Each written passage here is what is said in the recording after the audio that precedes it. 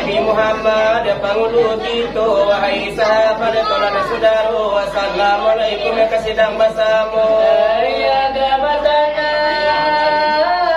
manangaju itu jangan barimpi kalau masuara indah jane tadi sabu indah tentu kadi baca malumnya kami kekurang suara setiap itu lari terjadi namanya batu ada pun jari banyaknya limo hukum dan wajib begitu pertama syahadat semana kedua ketiga batal kada berpuasa kali mulai haji terpuasa itu sababnya jari dan limo jari jiwani jo kalau imanyo ke dalam negara nan mula pertama siap pujari semisaran tua di dalam negari ayo Patanya pagi dan kedua tujuan namanya jari oh sami seraja dia pandai